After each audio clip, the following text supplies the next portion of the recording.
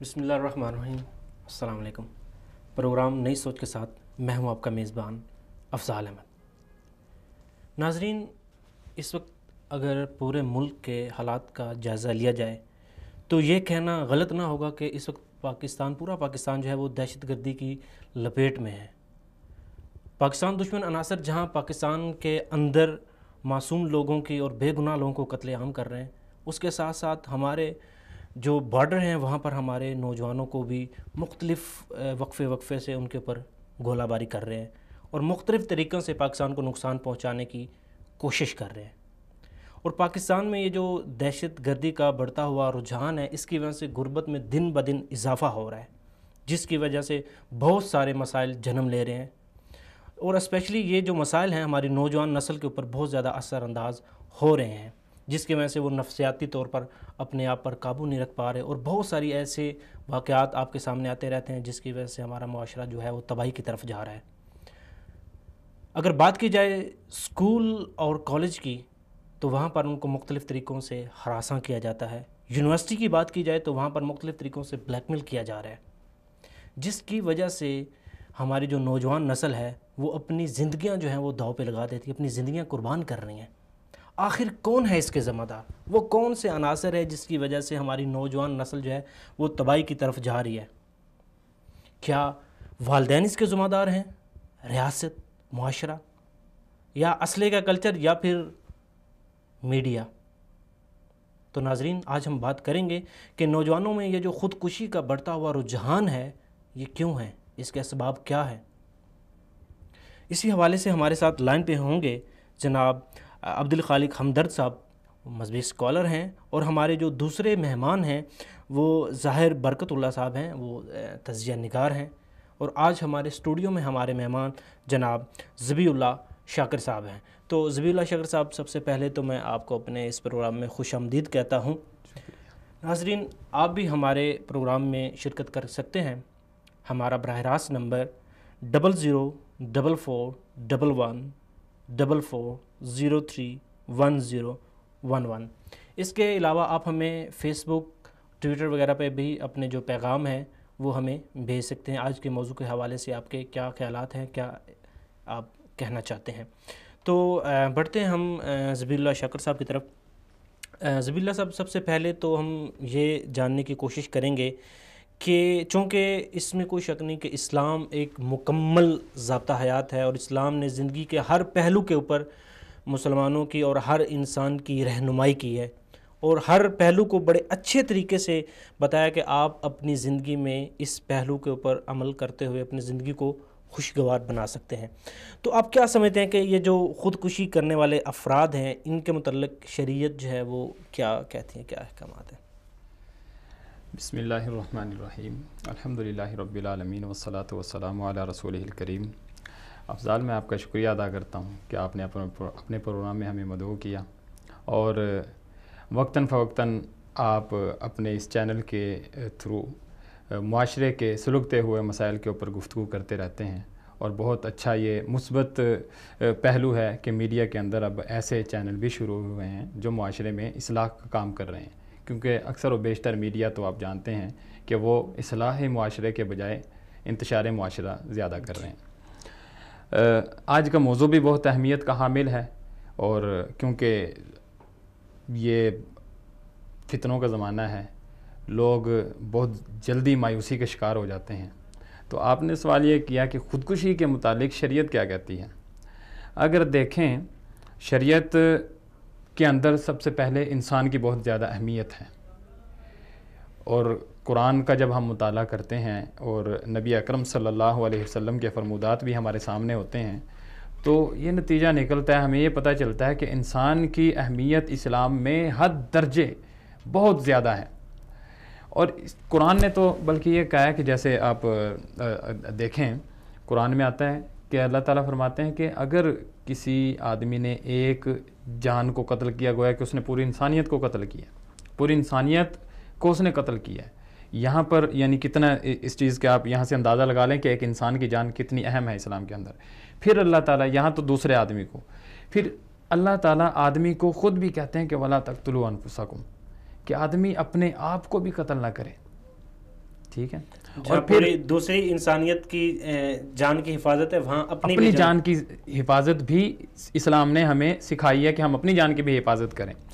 اور پھر نبی اکرم صلی اللہ علیہ وسلم کیا فرماتے ہیں، کیونکہ ہم جب اس شریعت کا مطالعہ کرتے ہیں، شریعت کے اوپر نظر جب ڈالتے ہیں تو ہمیں پتہ چلتا ہے کہ شریعت قیامت کی صبح تک کے لیے یہ ایک مکمل نظام حیات ہے، ضابطہ حیات ہے. تو ہمیں شریعت بتاتی ہے کہ جو آدمی خودکشی کرتا ہے اس کو ڈرانے کے لیے کہ اس کا انجام کتنا برا ہے، کیونکہ لوگ تو یہ سمجھتے ہیں نا کہ آج میں پریشان ہوں، مصیبت میں ہوں، مشکل میں ہوں، اپنی جان ختم کر لی، اپنے آپ کو قتل کر لیا، خودکشی کر لی تو شاید ان مشکلات سے چھٹکارا مل جائے گا. بلکہ ایسا نہیں ہے، کیونکہ ہم مسلمان بحیثیت مسلمان ہم یہ جانتے ہیں کہ ایک دنیا کی زندگی ہے، اس کے بعد ایک مرنے کے بعد بھی زندگی شروع ہوتی ہے. اور جو آدمی یہ سمجھتا ہے کہ وہ پریشانی، مصیبت، اس سے بھاگنے کے لیے خودکشی کرتا ہے، اپنے آپ کو ختم کرتا ہے، تو اس کے بارے میں شریعت کیا کہتی ہے؟ کیا اس کی وہ مصیبت، اس کی پریشانی ختم ہو جائے گی اپنے آپ کو قتل کرنے کے بعد، ختم کرنے کے بعد، خودکشی کرنے کے بعد؟ نہیں. حدیث میں آتا ہے، حضرت ابو ہریرہ رضی اللہ عنہ یہ سب سے زیادہ روایتیں حدیثیں نقل کرنے والے صحابی ہیں، ان سے مروی ہیں سب سے زیادہ روایتیں. نبی اکرم صلی اللہ علیہ وسلم کا فرمان نقل کرتے ہیں، فرماتے ہیں کہ آپ صلی اللہ علیہ وسلم ارشاد فرماتے ہیں، من قتل نفسه بحدیدۃ فحدیدته فی یدہ یتوجأ بها فی بطنہ فی نار جہنم. جو آدمی اپنے آپ کو کسی لوہے کے ساتھ ختم کرے گا، یعنی قتل کرے گا، تو وہ آدمی جہنم کے اندر بھی اسی طرح، یعنی مرنے کے بعد قیامت تک بھی اسی طرح وہ اپنے آپ کو اس لوہے کے آلے کے ساتھ اپنے آپ کو مارتا رہے گا، اسی تکلیف میں مبتلا رہے گا. قیامت تک وہ یہی عمل دہراتا رہے گا، خودکشیاں کرتا رہے گا. یہ چھوٹا عمل نہیں ہے کہ یہ زندگی تو ہماری بہت بڑی سزا ہے. بہت بڑی سزا ہے. کیوں؟ دیکھیے آپ، یہ ہماری زندگی ہے، 20 سال ہے، 25 سال ہے، 50، 100، زیادہ سے زیادہ کیا ہے 120، 30 یہاں تک. لیکن جو ہمیشہ کی زندگی ہے، اصل زندگی تو آخرت کی زندگی ہے، تو اس کے اندر اس کے بارے میں کیا ہے کہ وہ ہمیشہ خودکشیاں کرتا رہے گا اور اسے تکلیف ملے گی، اور جہنم میں ہوگا. جہنم کی آگ کا عذاب الگ، اور یہ جو عمل دہراتا رہے گا یہ عذاب الگ. پھر اسی طرح صرف یہی نہیں کہ وہ کسی آلے کے ساتھ اپنے آپ کو قتل کرے تو اس کی یہ ہے، بلکہ جو آدمی زہر کھا کے اپنے آپ کو قتل کر لیتا ہے، خودکشی کر لیتا ہے، اس کے بارے میں بھی یہی ہے کہ وہ ہمیشہ قیامت تک اور پھر قیامت کے بعد بھی جہنم میں بھی زہر کھا کے یہ عمل دہراتا رہے گا، خودکشی بار بار کرتا رہے گا. اسے پھر جس طرح یہ آتا ہے کہ جہنم میں آگ کا کیا کام ہے؟ جلا کے ختم کر دینا. لیکن قیامت والے دن یا آخرت کی زندگی ایسی ہے، وہ ختم نہیں ہوگا. آدمی جب وہ ختم ہونے لگے گا، ختم ہوگا، اسے دوبارہ زندگی دے دی جائے گی، وہ عذاب یہ بھگتتا ہی رہے گا. پھر اسی طرح یہ تو ہو گیا کہ کوئی آدمی آلہ حدید، لوہے کی چیز کے ساتھ اپنے آپ کو قتل کر لے، زہر کھا کے خودکشی کر لے. پھر یہ ہے کوئی آدمی یہ سمجھتا کہ چلیں وہ تو وعید ہے کہ آدمی تلوار کے ساتھ یا لوہے کے آلے کے ساتھ ختم کرنا یا زہر کھا کے، اس کی وعید ہے. کسی پہاڑ سے، کسی بلڈنگ سے کود کے خودکشی کرنے کی تو وعید نہیں ہے. شریعت نے اس کا بھی ذکر کر دیا کہ جو آدمی کسی پہاڑ سے کود کے، بلندی سے کود کے خودکشی کرتا ہے تو وہ بھی یہی عمل دہراتا رہے گا، اسی طرح جو ہے یہ عمل کرتا رہے گا. اور یہ سخت وعید ہے. یہ اس لیے ساری وعیدیں ہیں کہ انسان کی اہمیت ہے کہ اللہ تعالیٰ نے یہ ہمیں امانت دی ہے. جو نفس ہے، جان ہے، جو زندگی ہے، یہ اللہ کی امانت ہے. اللہ تعالیٰ نے ہمیں دی ہے اور ہمیں اسی کے فرمودات کے مطابق زندگی بسر کرنی ہے. تو اللہ تعالیٰ یہ نہیں چاہتا، جس طرح آدمی کو پیدا ہونے کا اختیار نہیں ہے، اللہ تعالیٰ کی مرضی سے وہ پیدا ہوتا ہے، اللہ تعالیٰ کے اس سے، اسی طرح اسے مرنے کا بھی اختیار نہیں ہے. یہ دونوں چیزیں اللہ تعالیٰ کے اس میں ہیں کہ جسے چاہے جب چاہے پیدا کرے اسے، اور جب چاہے اسے جو ہے نا موت دے. ٹھیک ہے. اچھا یہ ہو گیا کہ اس میں تو مختصراً یہ کہ آپ کسی بھی طریقے سے اپنی زندگی کو ختم کرنے کی کوشش کرتے ہیں، وہ خواہ چاہے وہ آپ پھندا کر کریں، کوئی بھی سورس ہے، تو یہ گناہ کبیرہ ہے. ہاں دیکھیے، کسی بھی طریقے سے آدمی اپنے آپ کو ختم نہیں کر سکتا. یہ شریعت کی روح سے بالکل ممنوع ہے، جائز نہیں ہے. شریعت میں اس کی سخت وعید ہے، جو میں نے آپ کے سامنے حدیث ابھی پیش کی. اسی طرح یہ آدمی خودکشی کر لیتا ہے، اور خودکش حملے بھی اسی زمرے میں آتے ہیں کیوں؟ وہ ایک اپنے آپ کو تو ہلاک کرتے ہی کرتا ہے جو اسلام کے نام پہ آج کل چند سر پھرے، وہ بے گناہوں کو، بے شک وہ مسلم ہو غیر مسلم ہو، اسلام ہمیں ایسے بغیر سبب کے کسی کو قتل کرنے کی اجازت نہیں دیتا، انسانیت کی اہمیت ہے۔ اسی لیے میں نے جو سب سے پہلے آپ کے سامنے آیت کا ترجمہ پیش کیا کہ اگر کوئی آدمی کسی ایک انسان کو قتل کرتا ہے گویا کہ اس نے پوری انسانیت کو قتل کیا ہے، اور چاہے کہ یہ اسلام کا نام لے کے کئی سارے لوگوں کو خودکش حملہ کرنا، اور یہ چیزیں بھی اسی ضمن میں آتی ہیں، خودکشی کے زمرے میں آتی ہیں، اور اس کے لیے بھی وہی وعید ہوگی۔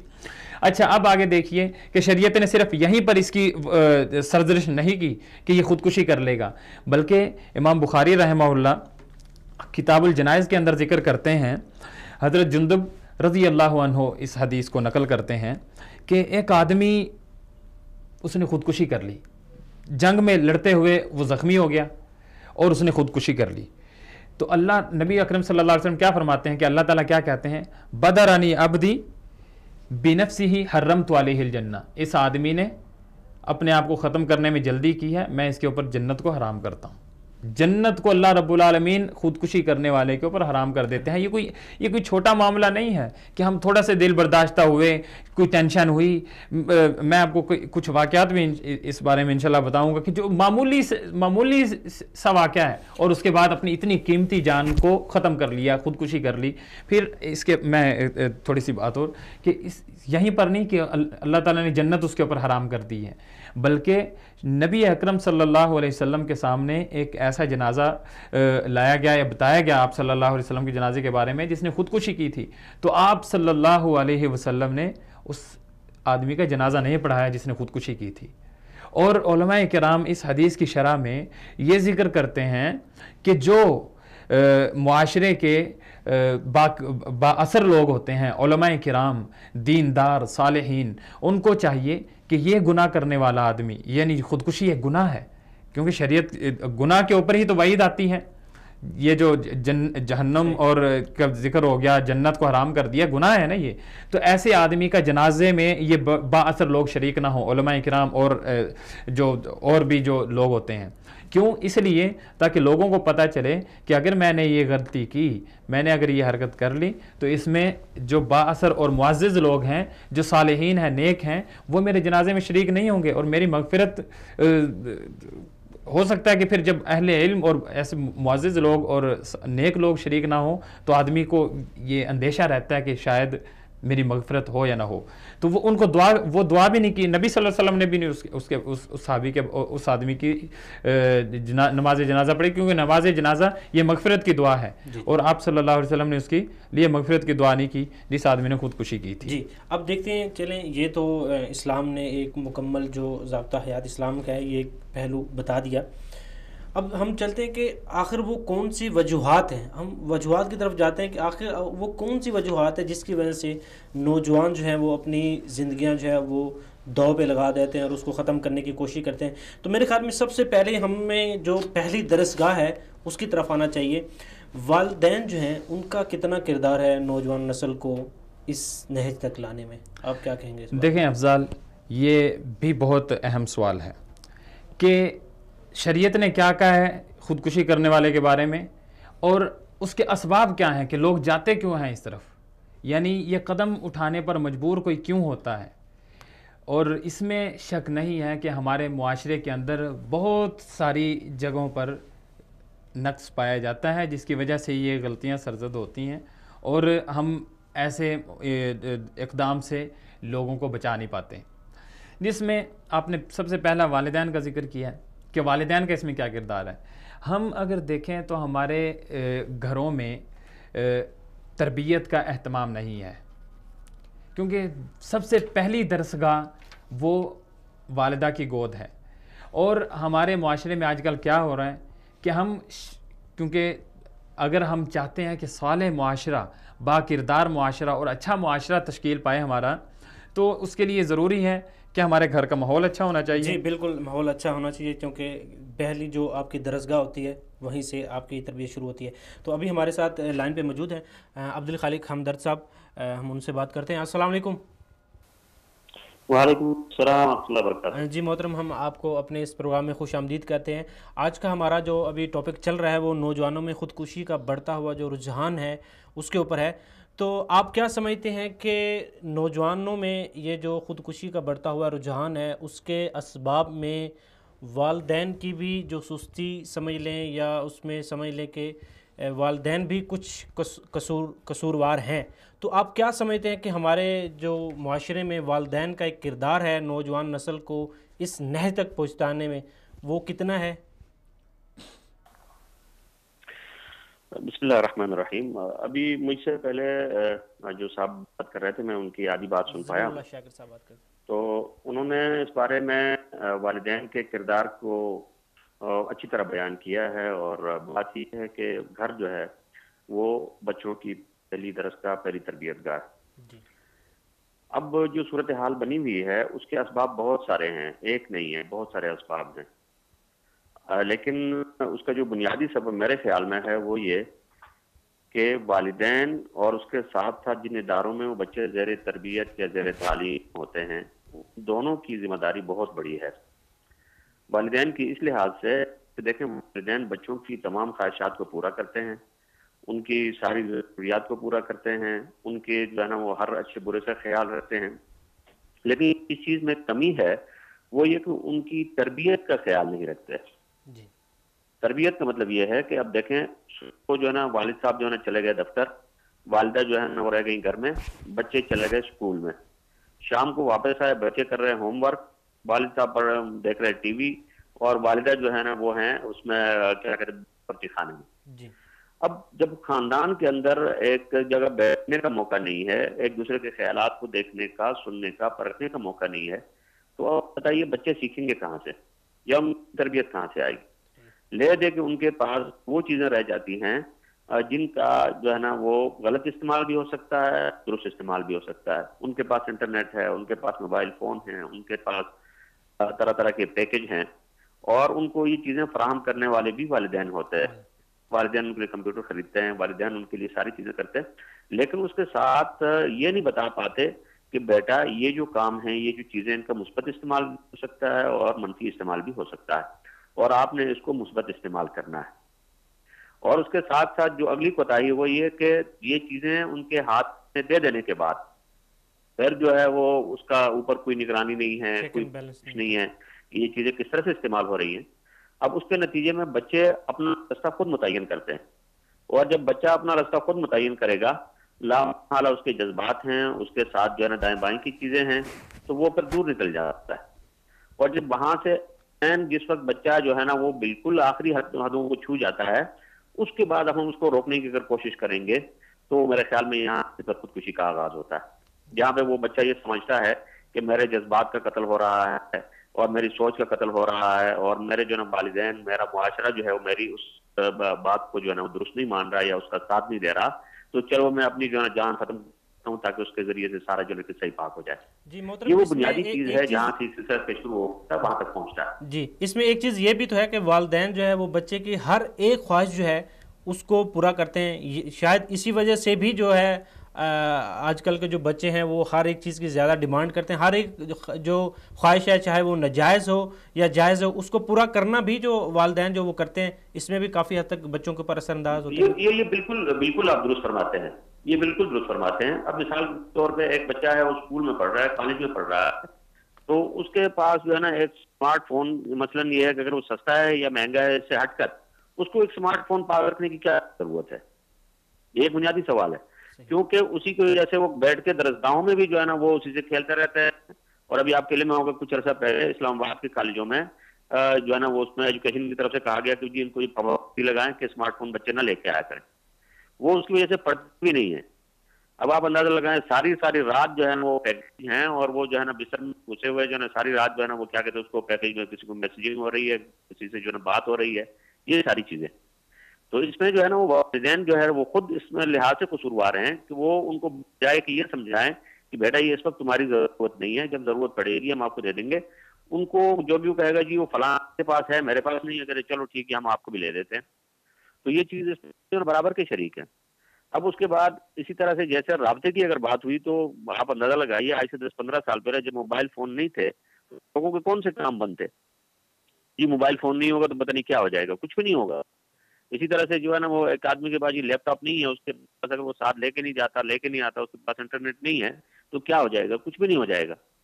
اور آپ دیکھتے ہیں کہ ان چیزوں سے کوئی ایسا انقلاب نہیں آیا ہمارے ہاں کہ ہم کہیں کہ اس سے جو بہت بڑا انقلاب آیا ہے۔ اگر کوئی انقلاب آیا ہے تو وہ صرف اور صرف جو ہے وہ اس کے منفی استعمال میں انقلاب آیا ہے اور بہت زیادہ آیا ہے۔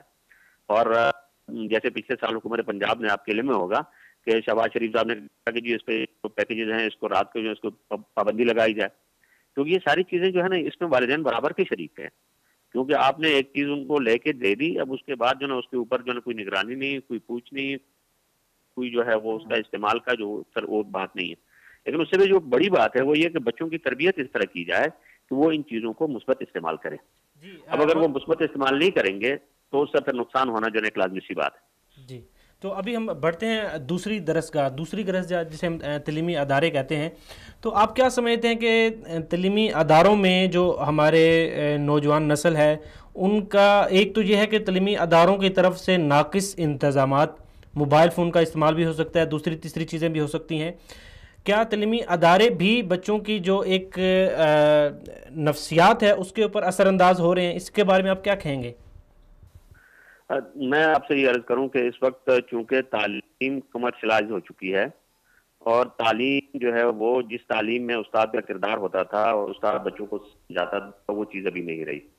ابھی جو ہے نا اسکول کی ایک انتظامیہ ہے جو پرائیویٹ سسٹم ہے اس میں تو اکثر یہی ہے کہ وہ انہوں نے فیس بٹورنی ہے اور زیادہ سے زیادہ بچے ہونے چاہیے، اور اس کے بعد پھر یہ نہیں ہو سکتا کہ کوئی ایسا استاد جو تھوڑی سی بھی کسی کے اوپر سختی کرے گا، کوئی بات کرے گا تو لامحالہ وہ انتظامیہ کو اچھا نہیں لگے گا کہ یہ بچوں کو تنگ کرتا ہے اور اس سے خطرہ ہے کہ ہمارے بچے بھاگ جائیں گے، ٹھیک ہے؟ تو اس سے وہ خود جو ہے نا اس کو لوز کرتے ہیں، اس کو یا سسٹم اس طرح سے چلتا رہے تاکہ ہمارے پاس بچوں کی تعداد کم نہ ہو۔ اور پھر اس کے بعد یہ بات ہے کہ جو استاد ہوتا ہے، استاد کی تقریر بچوں کے اوپر اتنا اثر نہیں کرتی جتنا اس کا کردار جو ہے وہ بچوں کے اوپر اثر کرتا ہے۔ بہت معذرت کے ساتھ کہ اس وقت مثلاً اگر میں بھی اگر کہیں پڑھا رہا ہوں یا کچھ کر رہا ہوں، بچوں سے نہیں کہہ سکتا کہ بیٹا میری طرح ہو جاؤ، کوئی اور ہے وہ بہت مشکل ہے کوئی کسی سے کہے کہ میری طرح ہو جاؤ، ٹھیک ہے؟ جب ان کے پاس نمونہ نہیں ہے، سامنے کی وہ چیز نہیں ہے، تو آپ کو پتہ ہے کہ کتابی علم سے انسان کے اندر تبدیلی بہت مشکل سے آتی ہے، کتابی علم سے کبھی نہیں آتی تبدیلی، ٹھیک ہے؟ تبدیلی کے اقتدار سے آتی ہے۔ اور جب تک معلم کا جو ہے وہ اس کو دیکھ کے لوگ اس کو نہ سیکھیں کہ یہ ہمارا استاد ہے اور اس کا یہ کردار ہے، تو محالہ جو ہے نا وہ بچے کیسے سیکھیں گے؟ اگر ایک استاد بچوں سے سارا دن وہ کہے کہ بیٹا تم نماز پڑھا کرو، نماز پڑھا کرو، نماز پڑھا کرو، اور جو ہے نا وہ استاد خود کبھی جو ہے نا نماز ان کو پڑھ کے نہ دکھائے، تو یہ بچے کبھی نماز نہیں پڑھیں گے۔ اسی طرح سے استاد اگر ان کے سامنے 10 مرتبہ تقریر کرے کہ بیٹا یہ موبائل فون کا استعمال غلط ہے اور جو انٹرنیٹ کا استعمال غلط ہے، اس کا یہ ہے، یہ نقصان ہے، یہ نقصان ہے، یہ نقصان ہے، لیکن جب یہی دیکھتے ہیں کہ وہ استاد بھی بیٹھا ہوا جو ہے شام تک فیس بک پہ لگا ہوا ہے، تو یہ بچے کیسے اس سے اثر لیں گے؟ ٹھیک ہے؟ تو یہ چیزیں ہیں، اس میں استاد جو ہے وہ ایک نمونہ۔ جی معذرت کے ساتھ یہاں پر آپ کی بات کاٹ رہا ہوں اور ایک واقعے کی طرف توجہ دلانا چاہتا ہوں۔ پچھلے ہی آپ دنوں میں دیکھیں کہ ایک 7ویں کلاس کا جو بچہ تھا، اس کا ٹیچر کے ساتھ وہ سارے معاملات چلے اور اس نے اپنی جو ہے وہ جان قربان کر دی۔ اب یہاں پر سوالیہ نشان بن رہا ہے جو ہمارے استاذہ کرام ہیں ان کے اوپر کہ کیا آخر ان کے جو ایک رویہ ہے، ان کا جو ایک طریقہ کار ہے، آخر اس میں اتنی کمزوری کیوں ہے کہ ایک چھوٹا بچہ جو ہے وہ اس ذہنیت تک پہنچ جاتا ہے کہ وہ آپ کو جو ہے مختلف جو ہے وہ لیٹر لکھتا ہے اور اس کے بعد جو ہے وہ اس حد تک چلا جاتا ہے کہ اپنی جان جو ہے اس کو جو ہے وہ ضائع کر دیے۔ محترم، اس میں جو آپ بات کر رہے ہیں اس درد کو جو ہے نا ہمیں سمجھنا چاہیے، اور وہ بچہ خواہ وہ کسی کا بھی بچہ تھا جس نے اپنی جان لے لی، آپ اس کے پیچھے اس سبب کو دیکھیں کہ وہ وہاں تک پہنچا کیسے۔ صحیح بات۔ اور اس کو جو ہے نا تعلیم جو ہے نا وہ کہاں سے ملی اس کو؟ ایک 7ویں کلاس کا لڑکا ہے، زیادہ سے زیادہ اس کی عمر کتنی ہوگی؟ 14 سال ہوگی، 15 سال ہوگی، اور یہ ابھی بالغ بھی نہیں ہوا، اور بلوغت سے پہلے کی اس عمر میں اس کو خط لکھنا کس نے سکھایا؟ اس نے پیار محبت اور یہ ساری چیزیں جو ساری کہانیاں اس کو کس نے سکھائی؟ یہ معاشرے نے سکھائی اس کو، ٹھیک ہے؟ آپ روز جو ہے نا آپ دیکھیں اس کو انٹرنیٹ پہ کیا کچھ جو ہے نا وہ نشر نہیں ہو رہا۔ اچھا، اسی طرح سے موبائل فون میں جو ہے نا کیا کچھ چیزیں نہیں آ رہی ہیں، جو ٹی وی ڈرامے ہیں اور وہ ساری چیز۔ کوئی زمانہ تھا جب جو ہے وہ پاکستان میں ایک ہی سیشن ہوتا تھا اور اس پہ جو ہے نا اور تلوار ٹوٹ گئی اور یوسف بن تاجدین اور راکی بستی اور اس طرح کے ڈرامے دکھائے جاتے تھے جن کو دیکھ کے لوگ سیکھتے تھے. ان میں وہ ایک اخلاقی درس ہوتا تھا. آپ مجھے بتائیے کہ 100 چینل ہیں, کون سا چینل ایسا پروگرام آتا ہے جس سے دیکھ کے کوئی بچہ کوئی سبق سیکھے؟ صحیح بات. ٹھیک ہے, کیونکہ ہمارے ڈرامے جو دکھائے جا رہے ہیں, جو کچھ دکھایا جا رہا ہے وہ سارا یہی ہے. ہمارا بھی اگر بات کی جائے تو ہمارا جو قومی چینل ہے, قومی چینل جو ہے جو پاکستان کی نمائندگی کر رہا ہے, معذرت کے ساتھ وہ بھی آپ اس کی بھی کنڈیشن ایسے ہے کہ آپ فیملی کے ساتھ اس کو دیکھ نہیں سکتے. قومی جو چینل ہے, قومی چینل کسی زمانے میں جو ہے وہ مہینے میں ایک فلم جو ہے نا وہ ایک سمبل سمجھا جاتا تھا, دکھائی جاتی تھی. جی بالکل. ابھی ناچ گانا تو اس کا بھی حصہ ہو گیا ہے. جی بالکل. اور کوئی ایسی بات نہیں کی جاتی, یعنی اس وقت مجھے شاید لگتا ہے ایسا ہے کہ پالیسی یہی بنا دی گئی ہے کہ آپ تربیت کی کوئی بات نہ کرو, کوئی جو ہے نا اچھی بات کسی کو نہ سکھاؤ, تو لوگوں کو اسی طرح سے, قوم کو اسی طرح سے لگائے رکھو تاکہ جو ہے نا وہ اصلاح و لاب میں ان ساری چیزوں میں لگی رہے اور باقی جو ہے نا کسی طرف کسی کی توجہ نہ جائے. جی تو یہ جو چیزیں ہیں, یہ قومی جو ہے نا جو ذمہ داری تھی کہ قوم کی تربیت کے لیے ہو, ان چیزوں سے جو ہے نا یہ بہت زیادہ نقصان ہو رہا ہے.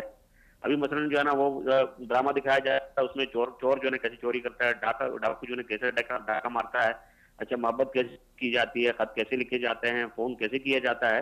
بھائی ہمارے ٹی وی سارے چینل یہی تو دکھا رہے ہیں.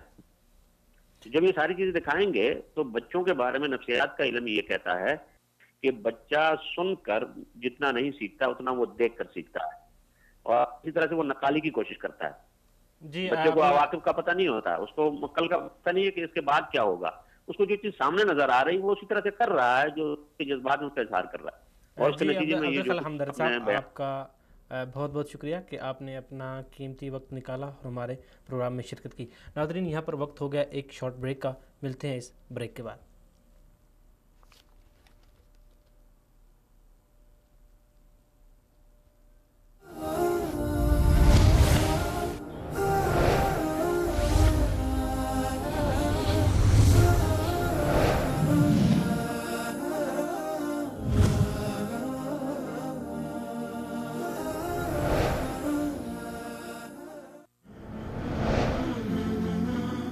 بیلاگ تبصرے,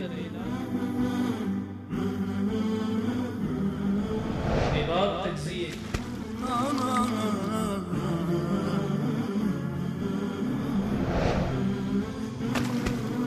چھپتے سوالات,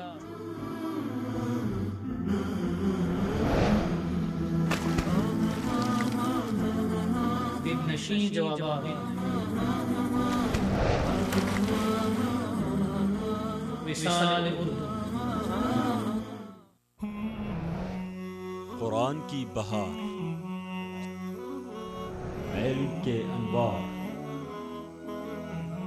سنت کی چھنکار, وصال اردو.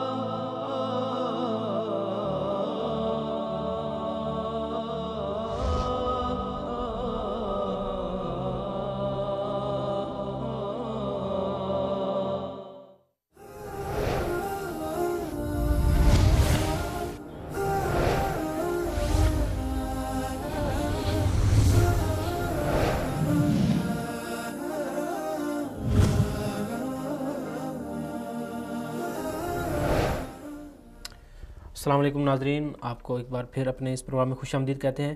بریک سے جانے سے پہلے ہم بات کر رہے تھے محترم عبدالخالق ہمدرد صاحب سے. جی ذبیح اللہ شاکر صاحب, ہم نے عبدالخالق ہمدرد صاحب سے بات کی, ان سے 2-3 چیزیں ان کے سامنے رکھیں کہ پہلے تو ہم نے پہلی درسگاہ یعنی کہ والدین جو ہے ان کا تذکرہ کیا کہ والدین کی کیا کیا ذمہ داریاں ہیں اور کن کن غفلت کی وجہ سے جو نوجوان نسل ہے وہ مختلف جو बीमारियां हम उसको कह सकते हैं, मुख्तलिफ़ बीमारियों में मुब्तला हो के फिर अपनी वो जानों का ज़िया जो वो करते हैं। एक तो ये था कि बेजा बच्चों की जो ज़रूरियात है उसको पूरा करना, उनकी हर जो ख्वाहिश है चाहे वो जायज़ नाजायज़ को पूरा करना, और फिर उनको फैसिलिटीज़ देने के बाद चेक एंड बैलेंस जो है उसका ना होना, ये भी एक बहुत बड़ी बीमारी है, एक बड़ा सबब है जिसकी वजह से नौजवान जो है वो बेराह रवी का शिकार होते हुए फिर उसका नतीजा जो है वो बिल्कुल एक भयानक होता है। उसके बाद हम जो आए हमारी दूसरी दरसगाह, यानी कि तलीमी अदारों में जो सूरत हाल मौजूद है, अभी हमने ज़िक्र किया वो पिछले कुछ दिनों में जो है वो 7वीं क्लास का जो एक बच्चा है उसका एक इतना बड़ा इक़दाम, उसके घर वालों तो वो एक ख़बर तक नहीं होगी कि हमारा बच्चा जो है वो क्या कर रहा है। खैर ये एक वाक़या नहीं है, इस तरह के हज़ारों वाक़े हैं जिसकी वजह से हमारे जो नौजवान हैं वो अपनी ज़िंदगी का जो है वो ज़िया कर रहे हैं। तो एक तालीम जो कि एक इंसान को एक यूँ कह लें कि जानवर से इंसान बनाती है, उसको शऊर देती है, अकल देती है, जीने के तरीके सिखाती है, उसको दुनिया के साथ कैसे राब्ते रखने, अपने बोल चाल के तरीके, अपनी ज़िंदगी को कैसे बेहतर बनाना है, ये सारी चीज़ें सिखाई जाती हैं। लेकिन अब देखा जाए तो तालीम और एक जो शऊर है उसका तो बिल्कुल ही कोई आपस में कोई जोड़ ही नहीं है, कोई रवाबत ही नहीं है। आप क्या कहेंगे कि तलीमी अदारे इसमें क्या नाकामी है, असातिज़ा की नाकामी है या इसमें सरबराह जो है उनकी नाकामी है? आखिर क्या वजह है कि तालीम जो है वो हमें एक इलामा इकबाल तक पैदा नहीं करके दे रही कि आखिर यार हम में से कोई ऐसा बंदा क्यों नहीं पैदा हो रहा कि जो एक सिंबल के तौर पे जो है वो इस सोसाइटी में उभर के आए? देखिए अफजाल साहब, आपका इंतहाई अहम सवाल है ये, क्योंकि मुझसे पहले अभी अब्दुल खालिक हमदर्द साहब गुफ्तगू कर रहे थे और बहुत ही ज़बरदस्त और मौजूद गुफ्तगू कर रहे थे, और वालिदैन की ज़िम्मेदारी और वालिदैन की गफलत के बारे में वो गुफ्तगू कर रहे थे कि कहाँ पर वालिदैन से गफलत होती है और क्या उनकी ज़िम्मेदारी क्या है, क्या करना चाहिए। तो अब दूसरा आपका सवाल तालीमी इदारों से मुताल्लिक है।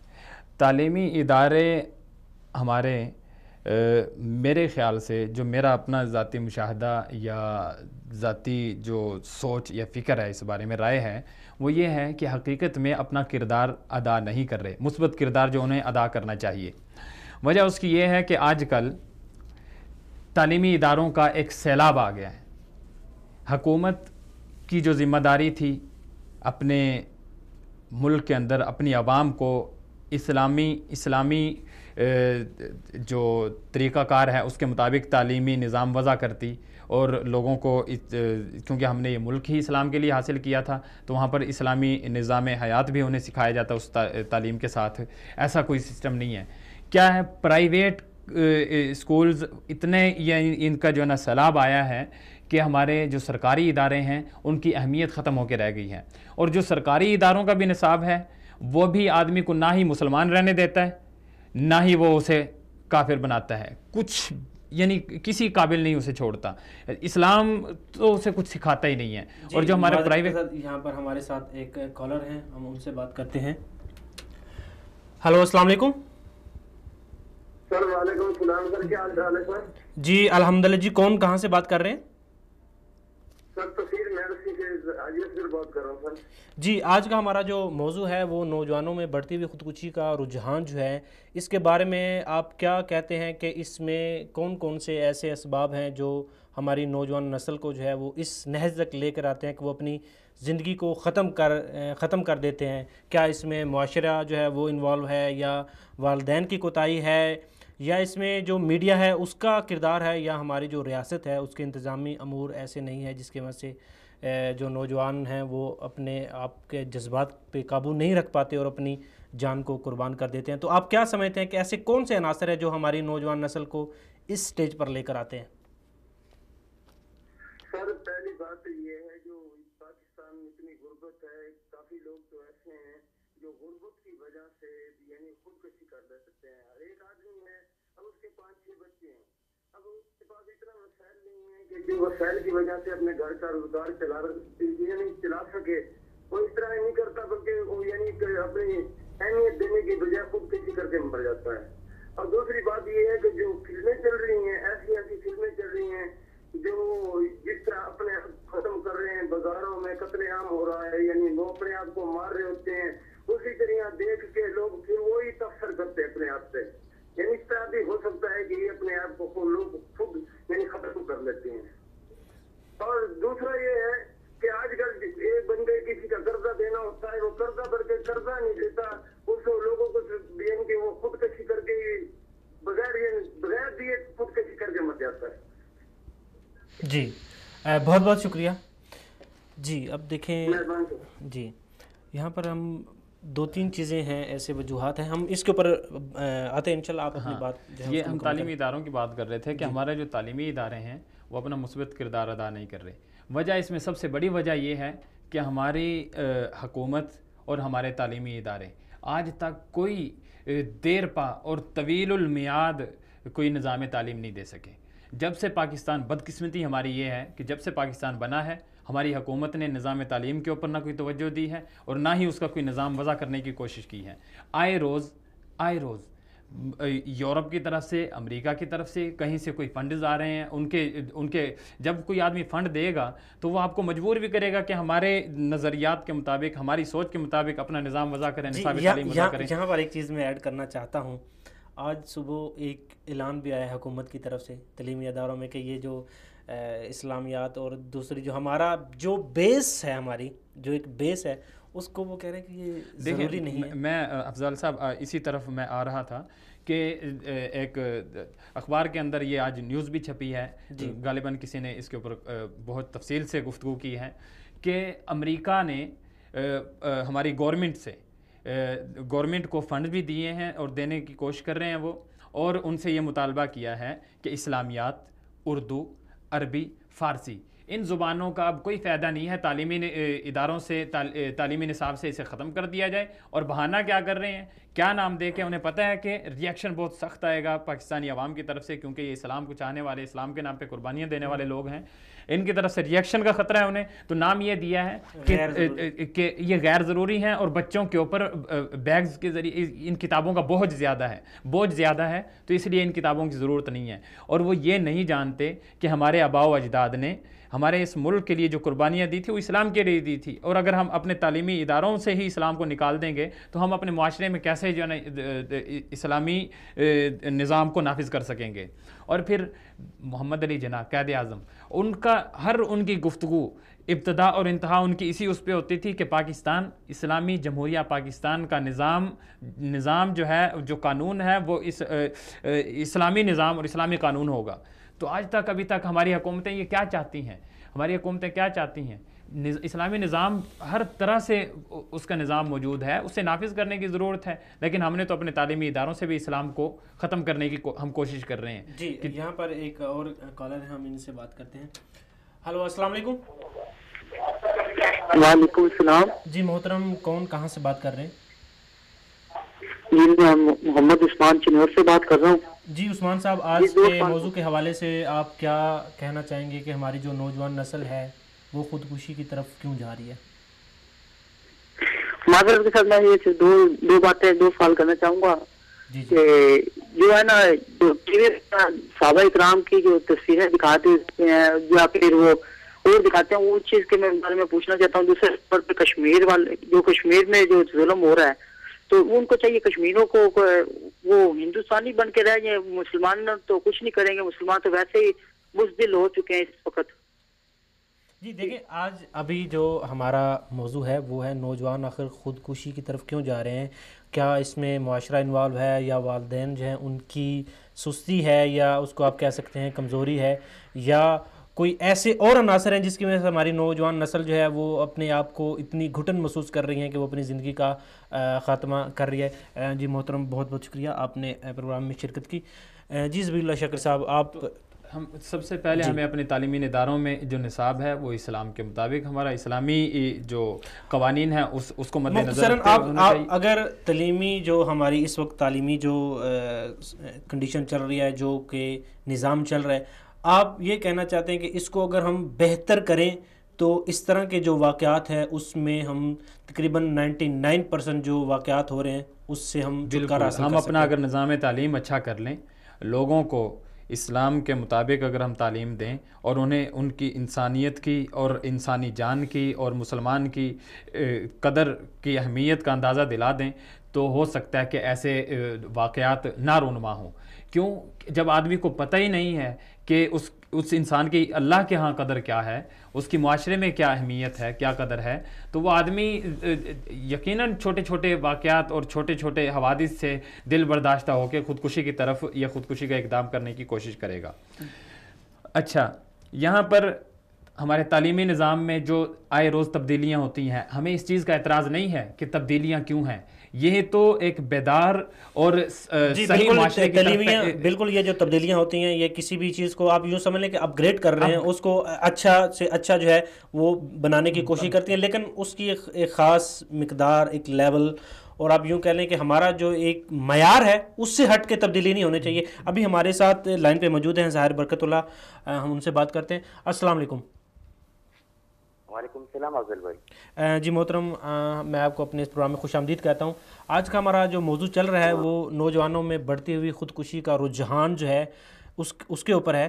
سب سے پہلے تو ہم اس بات کو آپ سے پوچھنا چاہیں گے کہ اس میں ہمارا جو میڈیا ہے اس کا کتنا کردار ہے ہماری نوجوان نسل کی تباہی میں؟ بہت شکریہ افضل بھائی، آپ مجھے بات کرنے کا ٹائم دیا. افضل صاحب، these are real issues which our media is not highlighting. Our media is silent because these are issues which make our society further development. تو آپ نے ایک ایسا ٹاپک اٹھایا جو سوسائٹی کی خامیاں، سوسائٹی کو اصلاح کرنا. ہمارا میڈیا اس پہ بالکل کچھ نہیں کہہ رہا ہے، کیونکہ ہمارے قرآن میں directly Quran make it clear that انسان اپنی زندگی میں ہر وقت ایسے چیلنجز کا سامنا کرنا پڑے گا انسان کو، کیونکہ انسان اسی چیز کے لیے بنا ہے کہ وہ اگر دنیا میں آ رہا ہے تو چیلنجز فیس کرنے کے لیے آئے گا. لیکن کچھ ایسے لوگ ہوں گے جو مینٹلی ڈسٹرب ہوں گے اور مینٹلی ایک چیز کو برداشت نہیں کر سکیں گے کہ ہم کیا یہ کرنے جا رہے ہیں، یہ سوسائٹی میں صحیح مانا جاتا ہے یا نہیں. کیونکہ قرآن ہمارا ڈائریکٹلی قرآن شریف یہی کہتا ہے کہ سوسائڈ کرنا ایک حرام کرا دیا سوسائٹی کو، سوسائٹی کے اندر، کیونکہ سوسائٹی بھی ایسے خراب نگاہ سے دیکھتا ہے. لیکن ہم آج کل دیکھیں کہ ہمارا میڈیا کیا اس چیز کو ہائی لائٹ کر رہا ہے؟ بالکل نہیں، کیونکہ میڈیا کے اپنے مفادات ہیں اور سوسائٹی کو ایک پراپر وے پر نہیں لانا چاہتا ہے کہ سوسائٹی ایک پراپر وے پر آ جائے جو قرآن اور سننا کے روشنی کی توسط سے. اگر ہم آج دیکھیں تو ہمارا میڈیا مختلف پولیٹیکل ایشوز کو ڈسکس کرتا ہے جو بالکل جائز نہیں ہے، کیونکہ پولیٹیکل ایشوز کو ڈسکس کرنے کے لیے ہمارے سیاستدان تو بیٹھے ہوئے ہیں، لیکن ہمارا میڈیا اس چیز پہ پڑا ہے کہ ہمیں جو پروفٹ ہوگا وہ کہاں سے ملے گا.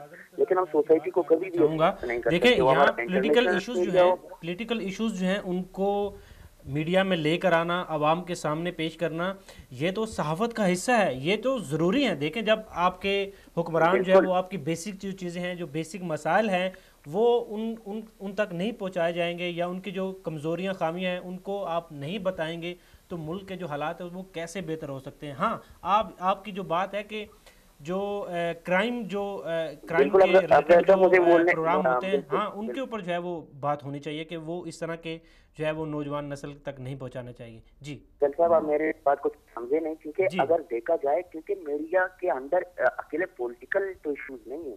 اگر ہم سوسائٹی کو ڈفرینٹ ایشو سوسائٹی کو دیکھ لیں کہ سوسائٹی میں کیا ایشو ہے، اگر ہم سوسائٹی کے ایشو اٹھائیں تو جب تک ہمارا عوام اسٹیبل نہیں ہوگا، جب ہمارا عوام خودکشی کر کے ختم ہو جائے گا تو پولیٹیکل ایشوز کیسے حل ہو جائیں گے؟ یہ پولیٹکس کون کرے گا بیٹھ کے؟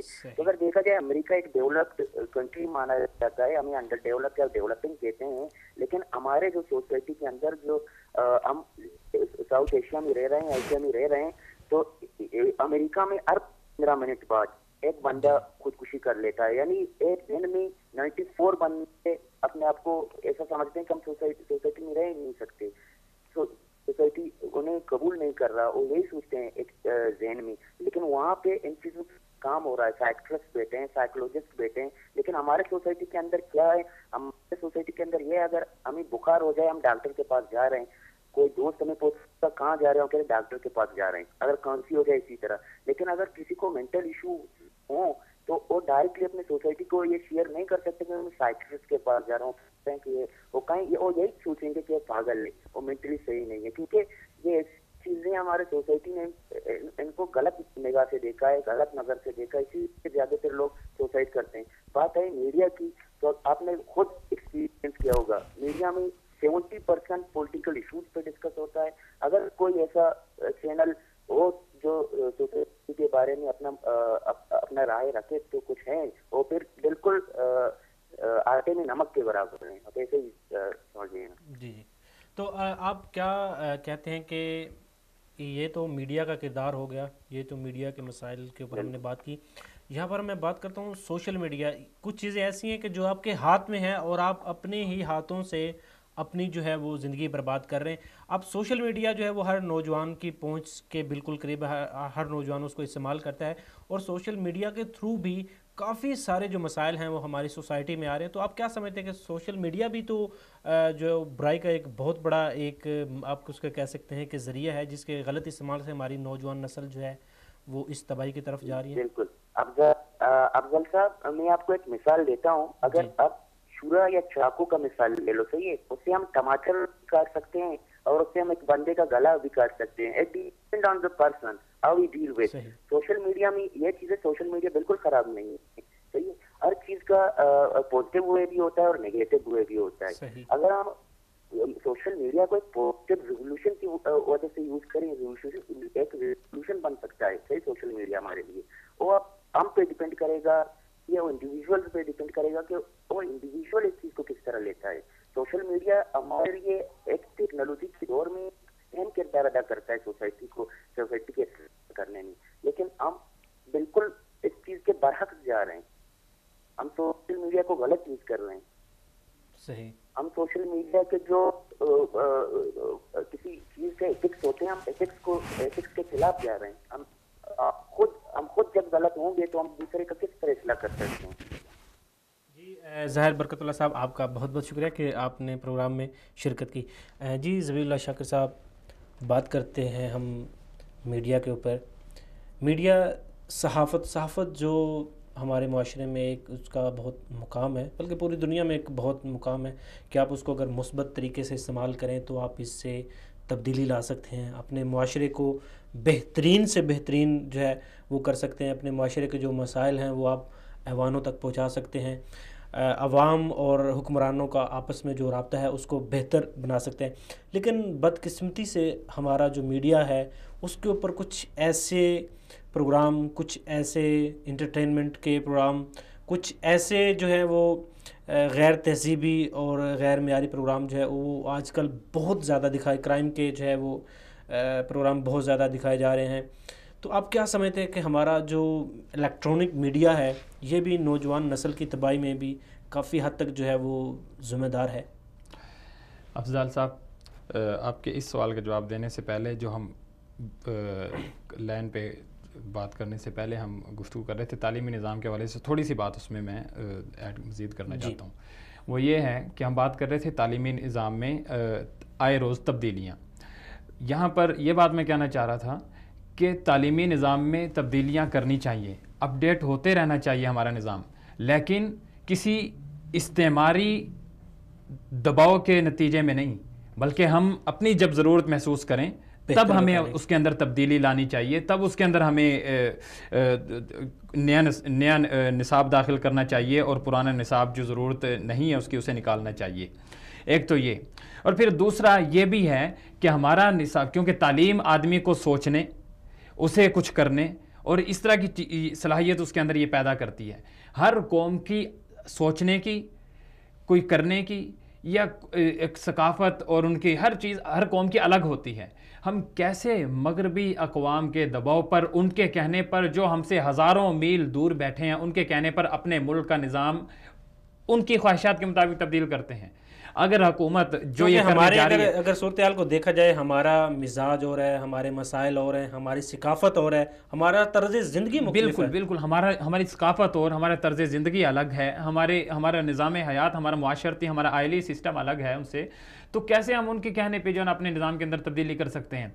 और हुकूमत जो ये करने जा रही है, अगर ये हकीकत है और ऐसा सोच रही है, तो इंशाअल्लाह अज़ीज़ پاکستانی غیرت مند عوام کی طرف سے انہیں بہت سخت مزاحمت کا سامنا کرنا پڑے گا کہ یہ ان شرط انہوں نے کیا لگائی ہے. انہوں نے شرط یہ جو اپنے جرائم اور یہ جو انہوں نے یہ اتنی کرپشنیں کی ہوئی ہیں، صرف یہ الزامات اور اس طرح کے جو انٹرنیشنل سطح پہ ان کا امیج صحیح کرنے کے لیے جو نا انہوں نے یہ شرط لگائی ہے کہ ہم تمہارا جو امیج خراب ہوا ہے اسے وہ الزامات اٹھا لیں گے اور آپ شرط یہ ہے کہ اپنے نظام میں تبدیلی کر لیں. یار یہ کہاں کوئی غیرت ہوتی ہے؟ تمہیں جس قوم نے تمہیں اپنا سربراہ بنایا تم اسی قوم کے مستقبل کے ساتھ خودکشی کرنے جا رہے ہیں. آپ یوں کہہ لیں کہ آپ کسی بھی ایک جو درخت ہے اس کی ایک بنیاد جو ہے اس کی جڑیں کاٹ رہے ہیں. تو آپ میڈیا کے بارے میں آپ کیا کہیں گے؟ اور میڈیا کے حوالے سے دیکھیں، آپ نے صحافیوں کے حوالے سے کیا تھا کہ یہ اگر مثبت کردار ادا کریں تو معاشرے میں بہت کردار ادا کر سکتے ہیں. تو میڈیا ایتھکس جو ہے آج کل کے جو ہمارا میڈیا جو کر رہا ہے، پرنٹ میڈیا ہو یا الیکٹرانک میڈیا ہو، وہ اخلاقیات سے آری، اخلاقیات نام کی شاید چیز ان کے پاس سے آج کل گزرتی بھی نہیں ہے، جس سے آری ہو کے جو نا وہ کام کر رہا ہے. کئی ایسی چیزیں ہوتی ہیں جو آدمی کا ضمیر اسے روکتا ہے کہ یار یہ میرے معاشرے میں مثبت کردار ادا کرے گی، اور یہ چیز اگر میں نشر کروں گا تو یہ چیز میرے معاشرے میں منفی کردار ادا کر سکتی ہے. تو اس کا ضمیر بھی ایک چوکیدار اور ایک یوں کہہ لیں کہ سسٹم ہے جو اسے روکتا ہے ایسے کام کرنے سے. معذرت کے ساتھ یہاں پر میں ایک چیز ایڈ کرنا چاہوں گا. بعض جو انتظامیہ ہے، ٹی وی انتظامیہ، ان کا کہنا ہے کہ ہم وہی چیز دکھاتے ہیں جو عوام کی ڈیمانڈ ہوتی ہے.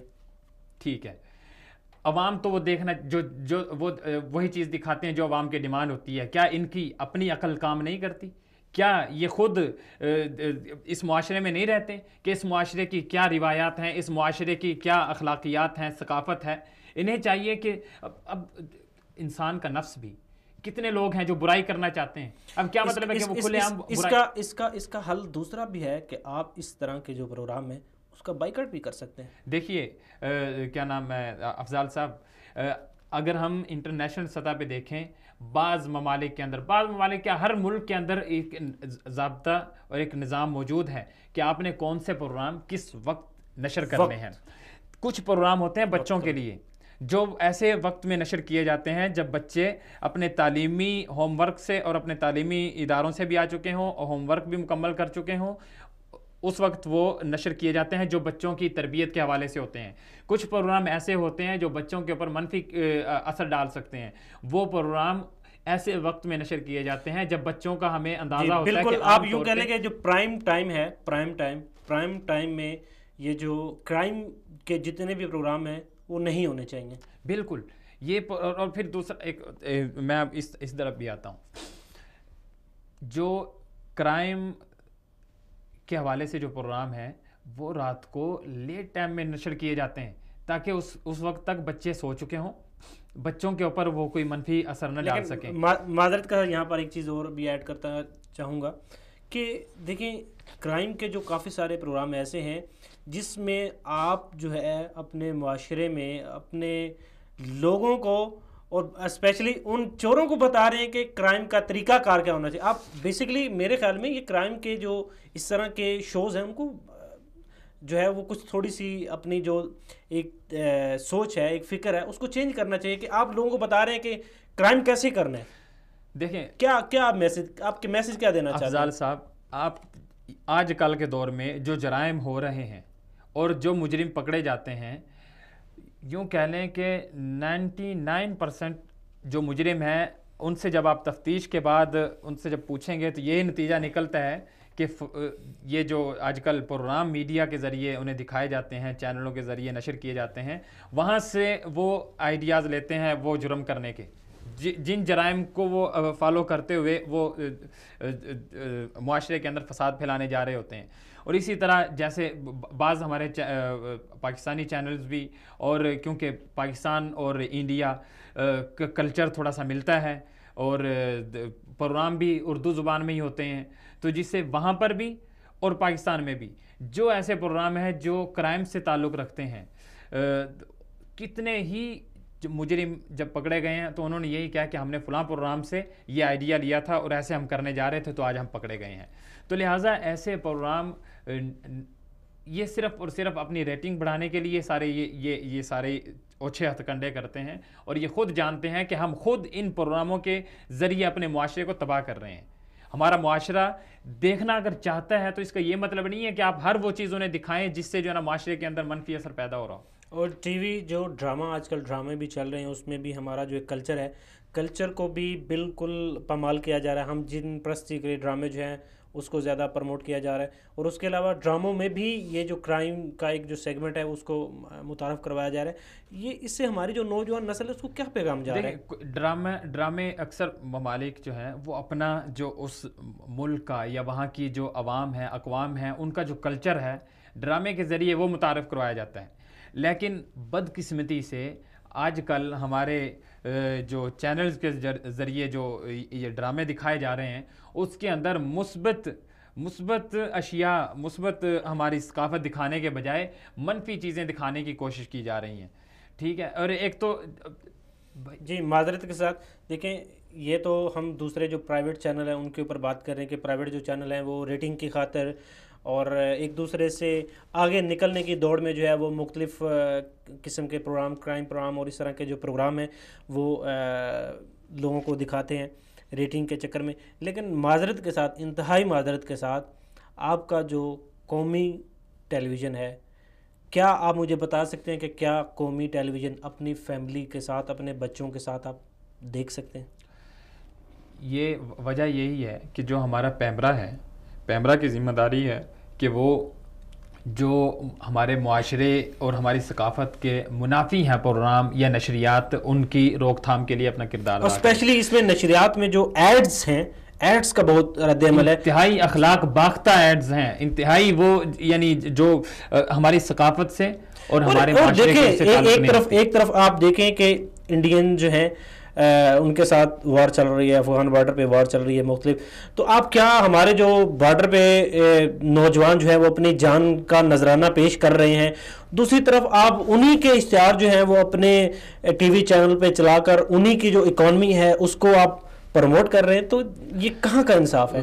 کہاں کا انصاف کیا؟ غیرت نام کی چیز جب چلی جائے تو پھر ایسے ہی ہوتا ہے کہ بھئی ایک جس ملک کے ساتھ آپ کی ثقافتی جنگ بھی ہے اور آپ کی سرحدوں کی جنگ بھی ہے, آپ اسی ملک کی وہی ثقافت, ان کے افکار اور نظریات اپنے چینلوں کے ذریعے اپنے معاشرے میں پھیلانے کی کوشش کر رہے ہیں. جی چونکہ ابھی وقت ہمارا مختصر سا رہ گیا, تو ابھی آپ نوجوان نسل جو ہے ان کو کیا پیغام دینا چاہیں گے, اور اس میں آپ اس کا حل کیا ہے؟ دیکھیں اب نوجوان نسل جو ہے وہ تباہی کی طرف جا رہی ہے, تو ابھی ہمیں اس وقت اس نازک موڑ پہ جو ہے وہ کون سا فیصلہ کرنا پڑے گا جس کی وجہ سے ہم بہت بڑی تباہی سے بچ سکیں, اپنی نوجوان نسل کو اس سے نکال سکیں؟ آپ کیا اپنی جو ہے نوجوان نسل کو پیغام دینا چاہیں گے؟ اپنی قوم اور اپنی نوجوان نسل کو میرا پیغام یہ ہے, جو آج کا ہمارا جو موضوع ہے اس کے حوالے سے بھی, کہ جو ہمارے معاشرے میں ہو رہا ہے, سب سے پہلے تو یہ ہے کہ ہماری ان نقصانات سے ہم بچ سکتے ہیں. چند ایک چیزیں ہیں ان کے اوپر عمل کرنے سے,